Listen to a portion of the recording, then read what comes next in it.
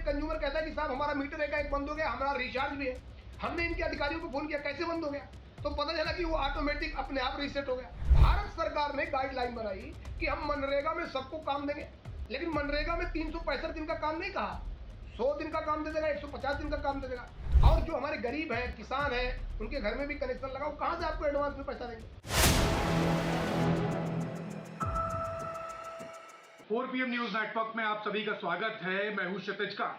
आप देख रहे हैं प्रीपेड मीटर को लेकर के पूरे देश भर में हाहाकार मचा हुआ है। उत्तर प्रदेश की बात करें, हर तरफ यही सवाल हो रहा है कि आखिरकार प्रीपेड मीटर कंज्यूमर के ऊपर थोपे क्यों जा रहे हैं। एक ऐसा कानून पारित होता है जिसको लेकर के तमाम सवाल खड़े होने लगते हैं। उपभोक्ताओं को पता ही नहीं होता है कि उनके पीठ के पीछे हुआ क्या और प्रीपेड मीटर उनको थोपे जाने लगे। हमारे साथ इस समय कंज्यूमर अफेयर्स के अध्यक्ष अवधेश जी हैं। अवधेश जी, डायरेक्ट प्रीपेड मीटर थोपे गए, एक ऐसा कानून बना दिया गया जिसको लेकर के विपक्ष भी तमाम सवाल खड़े करने लगा। कैसे देखते हैं ये सब जो लगातार ये जो घटनाएं होती जा रही है, तो लंबे समय सवाल उठ रहे हैं। लेकिन यहाँ सवाल मैं आपको स्पष्ट कर देना चाहता हूँ कि विद्युत अधिनियम 2003 की धारा 47(5) में ये व्यवस्था दी गई है कि कोई भी कंज्यूमर यदि प्रीपेड मीटर का ऑप्शन लेता है तो उसे सिक्योरिटी नहीं ली जाएगी। यानी कि वो एक्ट पूरी तरीके से ये बताता है कि देश के उपभोक्ताओं को पोस्टपेड और प्रीपेड लेने का विकल्प मौजूद है एक्ट में, कानून में, जो भारत के संसद द्वारा पारित कानून है, राष्ट्रीय कानून में व्यवस्था उपलब्ध है। अब सवाल ये आता है कि कानून के अकॉर्डेंस कोई रूल बनाया जाता है। इसी बीच भारत सरकार ने एक रूल बनाया, कहा सभी के घरों में स्मार्ट प्रीपेड मीटर अनिवार्य किया जाएगा। सेंट्रल इलेक्ट्रिसिटी अथॉरिटी जो मीटर के लिए पूरी तरीके से अथॉराइज होता है, उसने एक गाइडलाइन बना दी 2022 में और कहा कि जहां भी स्मार्ट प्रीपेड लगेगा वो प्रीपेड मोड में लगेगा। उसी आदेश को लेकर पूरे देश में आदेश जारी कर दिए गए कि अब नए कनेक्शन होंगे वो भी प्रीपेड मोड में ही अनिवार्य मैंडेटरी रहेंगे और जितने भी कनेक्शन होंगे प्रीपेड मोड में ही मैंडेटरी होंगे। मैंने भारत सरकार कैबिनेट सेक्रेटरी जो है ऊर्जा के पंकज अग्रवाल साहब, उनको भी मैंने बताया और भी जो अथॉरिटी उनको बताया, केंद्रीय ऊर्जा मंत्री को भी हमने लेटर लिखा। हमने कहा जो भारत सरकार का जो हमारा इलेक्ट्रिसिटी एक्ट 2003 है, जो राष्ट्रीय कानून है, वो इसकी इजाजत नहीं देता, इसका उल्लंघन पूरे देश में हो रहा है। प्रीपेड मीटर वैकल्पिक है, कंज्यूमर लेना चाहे तो ले, नहीं लेना चाहे तो नहीं ले। आज की डेट में एक बात आपको मैं बताना चाहता हूँ, ये प्रीपेड मोबाइल प्रीपेड भी कोई ले सकता है, पोस्टपेड भी ले सकता है, लेकिन इसका मतलब ये नहीं कि हमारा पोस्टपेड मोबाइल को जब चाहे बीएसएनएल प्रीपेड कर दे, नहीं कर सकता, एयरटेल प्रीपेड कर दे, नहीं कर सकता। हम जब कहेंगे तब वो करेगा, जब हमारा ऑप्शन हम लेंगे। वही हाल हमारे एक्ट में भी था। तो जब इसका उल्लंघन होने लगा तो हंगामा मचने लगा। तो मैंने देखा कि मैंने यहाँ भी रेगुलेटरी कमीशन में भी लगाया, रेगुलेटरी कमीशन में लगाया और रेगुलेटरी कमीशन ने 2025-26 में टैरिफ ऑर्डर में लिख दिया कि नॉट मैंडेटरी। इसके बाद भी गुंडई चलती रही कि सीए का ये गाइडलाइन है, इसलिए हम तो इसको मैंडेटरी करके ही रहेंगे।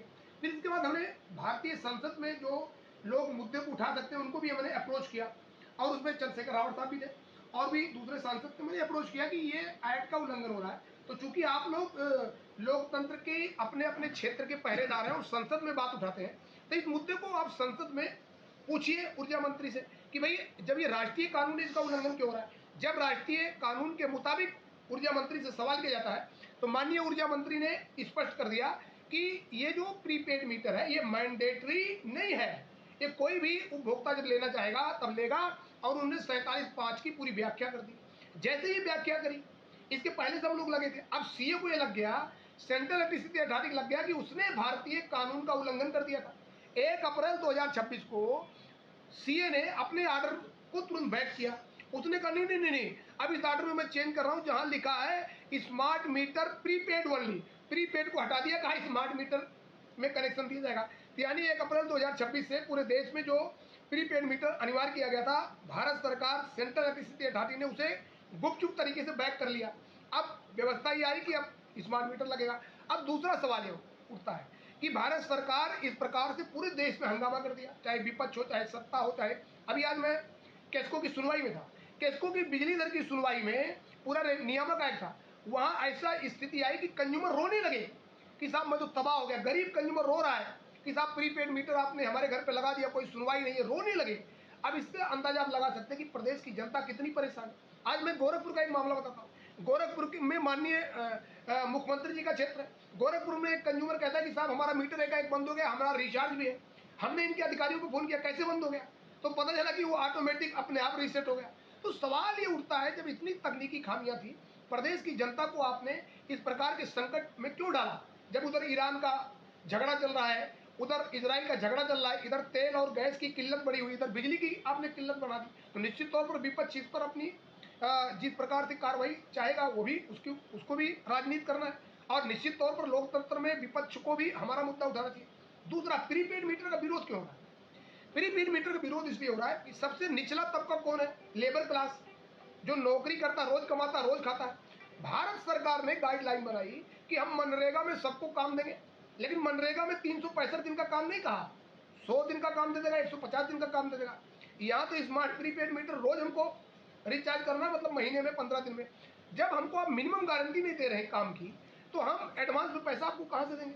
सरकारी नौकरी करने वाला दूसरा तबका आता है, सरकारी नौकरी करने वाले उपभोक्ता को भी एडवांस में सैलरी तो मिलती नहीं, एडवांस में जब सैलरी नहीं मिलती तो उसको भी एडवांस में रिचार्ज करना है। तो सरकार को ऐसी नीति बनाना चाहिए जिससे किसी को कोई दिक्कत ना हो, और जो हमारे गरीब हैं, किसान हैं, उनके घर में भी कनेक्शन लगाओ, कहाँ से आपको एडवांस में पैसा देंगे? वो तो महीने में किसी तरह जुगाड़ करते हैं, फिर इसके बाद एडवांस देते हैं। लोग उदाहरण देते हैं, साहब अगर वो मोबाइल रिचार्ज करा सकता तो ये नहीं, क्यों नहीं रिचार्ज करा सकता? मोबाइल तो आज की डेट में 10 रुपया, 20 रुपया, 25 रुपये में रिचार्ज होता, आपकी तो 10 रुपया कहाँ चला जाएगा पता भी नहीं चलेगा। तो सब मिला के पूरी व्यवस्था को पूरे देश में इन लोगों ने एक हाहाकार मचाया, और निश्चित तौर पर जब भारत सरकार ने अपने आदेश को संशोधित किया है तो अब थोड़ा राहत मिलेगी।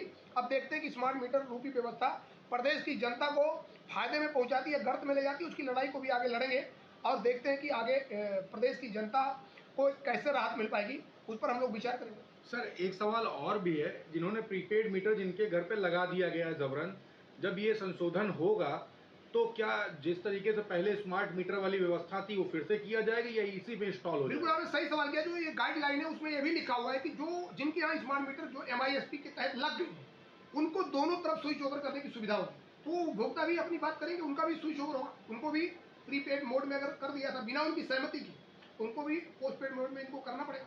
सर, एक सवाल और भी है, तमाम लोगों से सुना, जिस समय स्मार्ट मीटर लग रहा है तो एक सिक्योरिटी अमाउंट जमा किया जाता था, ये पूरे देश भर में सिक्योरिटी अमाउंट जमा किया गया, लेकिन प्रीपेड मीटर का अभी कुछ ही देर पहले आपसे बात होती है तो पता चलता है कि प्रीपेड में कोई सिक्योरिटी अमाउंट नहीं।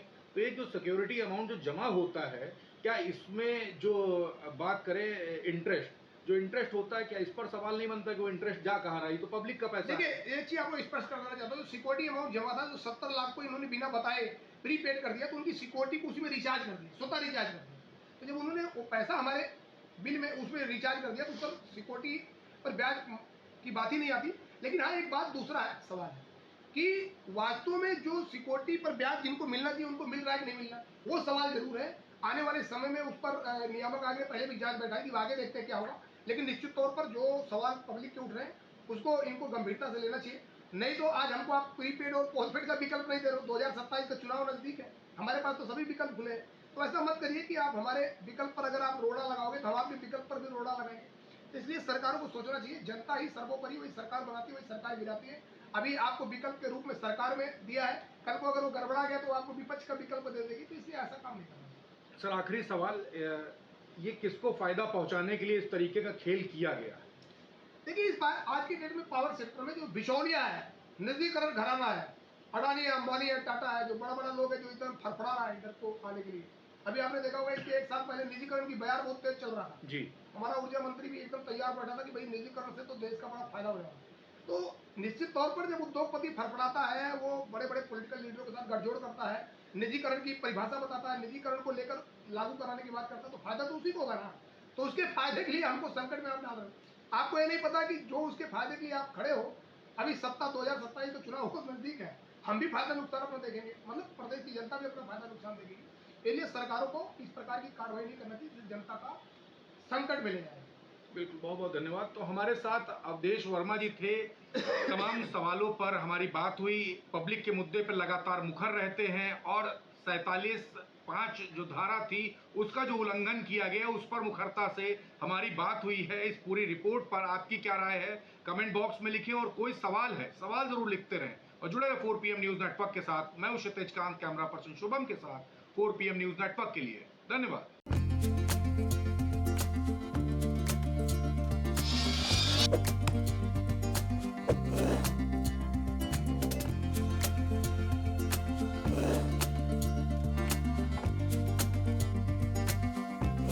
धन्यवाद।